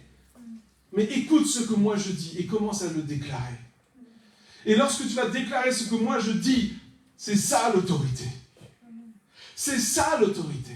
Et lorsque tu déclares ces choses, parce que tu as, c'est ma parole, et ma parole, elle porte du fruit, c'est pas peut-être, c'est pas, non, ma parole, elle est vivante et efficace. Ma parole, elle ne dépend pas de celui qui la porte, mais de celui qui l'envoie, parce que c'est ma parole. Alors tu vas voir du fruit. Amen. Alors tu vas voir les choses changer, parce que moi, j'ai parlé. Et je ne vais plus m'appuyer, on ne s'appuie pas sur nous, mais sur ce que Dieu dit. Et aujourd'hui, alors que je déclarais ces paroles de Dieu, eh bien, je sais que ces paroles, elles ont été puissantes et efficaces. Que je sois un bon orateur ou un mauvais orateur n'a pas d'importance, vous comprenez? L'importance, c'est que je déclare ce que la parole de Dieu dit. Mon talent n'a rien à voir là-dedans. C'est ce que Dieu dit qui va porter du fruit. Heureusement d'ailleurs, des fois. Et c'est pour ça qu'on doit changer nos manières de parler. Seigneur, est-ce que c'est toi qui dis ça? Pourquoi je dis ça? Parce que souvent, vous savez, quand tu vois un frère, une sœur, des personnes que tu connais qui ont des imperfections qui t'irritent, et Dieu sait qu'il y en a, qu'est-ce que tu déclares sur leur vie? Qu'est-ce que tu dis? Vous savez, tu vois des fois des gens qui viennent et franchement, avec les yeux humains,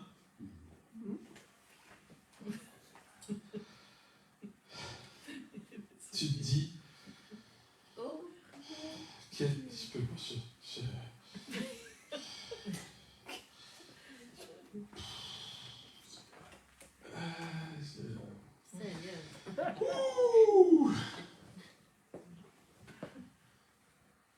et c'est là que tu as besoin de dire, Seigneur, dis-moi ce que toi tu vois, parce que moi, ce que moi je vois, c'était pas ça là. C'est ce que le prophète s'est dit lorsqu'il a été choisir David, hein, et il s'est dit, le petit là, tu te fous de moi, Seigneur? Tous ses frères bien bâtis, super classe, les dents bien alignées et tout, hein, Colgate, les mecs, bodybuildés, la coupe, tu vois. Et t'as le petit là qui arrive. C'est le mouton. qui puait, Et roux. Et roux. roux en plus. Super. Ouais, vous avez déjà senti les moutons? C'est strong, hein? Là, tu sais d'où il vient. Moi, j'avais un ami, il travaillait dans les ports. Le mec, quand il revenait, il était là-bas, tu savais c'était lui. Hein? Tu savais. Hein? Il me dit, viens dans ma voiture. Non. Si. Un jour, j'ai pas eu le choix. Je dis, oh, c'est cette odeur. Et le mouton, ça sent pas super bon non plus. Hein? Ils sont pas la rose. Le mec, il pue, il est petit, il est roux.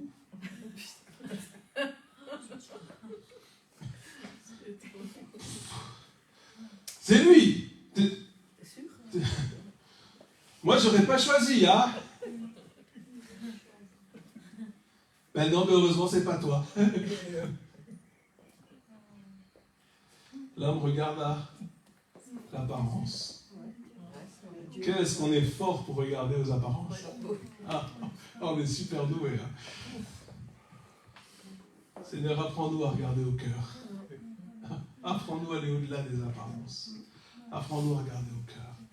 Seigneur, qu'est-ce que toi tu vois? Pourquoi c'est important de savoir ce que Dieu voit? Parce que c'est ça qu'il veut que tu proclames.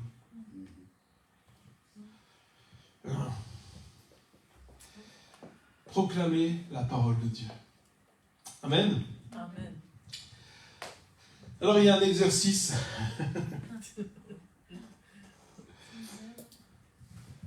Alors j'ai fait une page avec plusieurs passages, la parole de Dieu. Mais ces passages, c'est juste un peu pour amorcer. C'est des passages bibliques qu'on utilise par exemple ici quand on est dans le besoin, ou pour le salut de ceux qui nous entourent, ou si tu as besoin du Saint-Esprit, ou pour le couple, pour notre besoin d'amour, ou les passages bibliques quand on est dans la défaite, ou pour nos enfants, ou si on veut désirer, si on veut rencontrer Dieu, ou résister à la tentation, ou est-ce qu'on a droit au bonheur? Voilà, il y a quelques passages bibliques qui sont là sur cette feuille, qui sont là pour vous aider.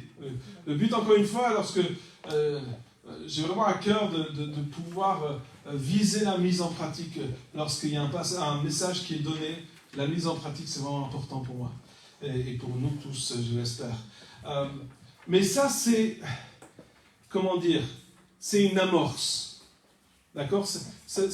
C'est pas, il n'y a que quelques passages déjà, parce qu'on ne voulait pas faire des livres, mais il n'y a que quelques passages bibliques, mais c'est juste pour amorcer. Ça veut dire quoi? Ça veut dire que c'est pour vous apprendre que dans chaque situation, il y a une parole de Dieu.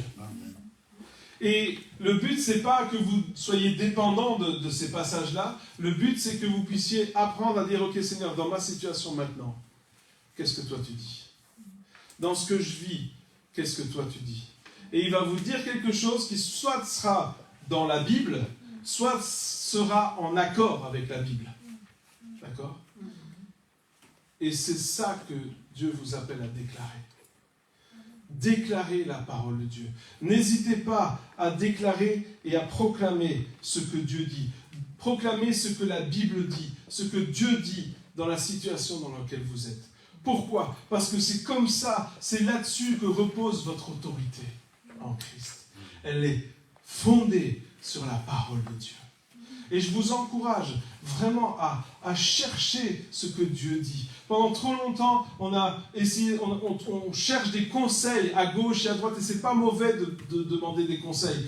Mais demandez des conseils à des gens spirituels, s'il vous plaît. Ne demandez pas des conseils à des personnes qui sont loin de Dieu, je veux dire. Enfin, peu importe. Et demandez des conseils à des gens spirituels, demandez des conseils à des gens qui sont matures, mais demandez surtout ce que Dieu dit dans votre situation. Et quand vous avez ce que Dieu dit, proclamez-le. Proclamez la parole de Dieu. Parce que cette parole de Dieu, elle est puissante et efficace. Dieu dit que la lumière soit, et immédiatement, la lumière fut. Lorsque tu proclames ce que Dieu dit, il n'y a pas besoin de commencer à t'exciter, ça ne sert à rien. Tu as déclaré ce que Dieu voulait, et la réponse, elle est là directement. Amen. Prions. Seigneur Jésus, merci encore pour ta parole cet après-midi. Merci Seigneur Jésus parce que tu nous parles. Et merci Seigneur Jésus parce que tu nous révèles encore ton cœur. Tu nous révèles ce que tu veux pour nos vies. Et Seigneur, je veux prier encore cet après-midi. Je veux prier maintenant. Pour que ta parole soit inscrite dans nos cœurs. Il est dit, Seigneur, que tu vas graver ta parole sur notre cœur. Et Seigneur, je prie vraiment pour que on puisse être réceptif à ta parole. Seigneur, on veut se soumettre à ta parole. Vous savez, des fois, lorsqu'on prie, ça je voulais le dire aussi, des fois, lorsque Dieu nous répond, c'est pas forcément ce qu'on a envie d'entendre.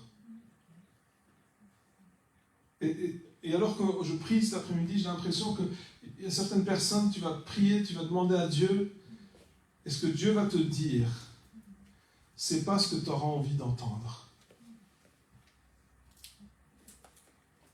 Et j'aimerais te dire que c'est normal des fois d'être un peu fâché avec ça. Mais ne sois pas inflexible. Ne t'endurcis pas lorsque Dieu te dit quelque chose que tu n'as pas envie d'entendre. Dis Seigneur, c'est difficile que tu me dis, mais je veux plier le genou devant toi. Je veux soumettre ma vie. Souvenez-vous, la soumission est la clé pour l'autorité. Je veux te soumettre ma vie, je veux plier le genou. Je veux faire plier ma volonté à ta volonté. Je veux que ma volonté se plie devant ta volonté. Seigneur, je ne veux pas rester sur mes positions. Je ne veux pas rester sur ce que moi j'ai décidé jusqu'à aujourd'hui. Je ne veux pas rester sur ma solution. Mais je veux plier le genou à ta parole. Et alors que tu fais ça, c'est pas facile, hein? Je ne suis pas en train de dire que c'est facile. Mais alors que tu fais ça, Dieu va toucher ton cœur. Et peut-être que ce sera dans les larmes, peut-être que ce sera comme un deuil pour toi, parce que tu vas devoir mourir à cette solution qui était la tienne. Peut-être que tu vas devoir faire le deuil de cette solution. Mais lorsque tu vas accepter ce que Dieu te dit, je vois comme la vie qui va naître en toi. Ça va être une parole de vie. Cette parole de Dieu va être une parole de vie. Et une fois que tu l'auras laissé arracher ta solution, il va planter sa solution. Lorsque tu vas le laisser arracher ta parole, il va planter sa parole. Il va construire. Et ça va être magnifique. Ça va apporter la vie dans ta vie. Et cette révélation, elle va t'aider à aller jusqu'au bout. Et je vois même qu'il y a des choses que tu crois, c'est comme si tu as l'impression que ces paroles que tu connais, elles sont basées sur la parole de Dieu. Et c'est pour ça que c'est difficile, parce que tu dis, mais Dieu a dit ça, et Dieu a dit ça, mais ce n'était pas le bon contexte. Et tu t'es basé des fois sur des paroles qui sont hors de contexte, qui sont bien dans la Bible, mais qui sont hors de contexte. Et là, tout d'un coup, Dieu va changer ta manière de voir les choses. Et c'est vrai, tu vas devoir abandonner certaines choses, c'est vrai. Mais ça va apporter la vie en toi. Ça va apporter la vie en toi. Et Seigneur, je veux proclamer cette vie maintenant. Seigneur, je veux proclamer que la lumière soit maintenant au nom de Jésus. Que la lumière soit dans nos cœurs. Que la lumière soit par ton Fils Jésus-Christ, par la puissance du sang de l'agneau, que la lumière soit. Viens, Seigneur, éclairer ton peuple. Viens éclairer ton peuple pour qu'il puisse marcher dans tes voies et avoir l'autorité que toi tu donnes, avec l'autorité que toi tu leur donnes. Merci Saint-Esprit pour ce que tu fais. Merci pour ta grâce. Merci pour ta puissance qui est agissante. Au nom de Jésus. Amen. Amen. Amen. Soyez bénis. Amen. Amen. Amen. C'est vrai, un message très important. Donc, la suite, donc à 19h, venez, soyez à l'heure. Dieu vous attend. Dieu est toujours à l'heure. Mais est-ce que nous, on est à l'heure? Dieu veut nous parler. Soyons des disciples. Un disciple, c'est quelqu'un qui est discipliné. C'est important d'être sérieux avec Dieu. Dieu va utiliser des gens sérieux, pas des gens qui traînent la patte ou le pied, je ne sais pas comment dire. Mais soyons fermes avec la parole de Dieu. Merci pour ce message, Nathanaël. Que nous puissions vraiment continuer dans l'autorité avec le Seigneur. Amen. Amen. Donc à ce soir.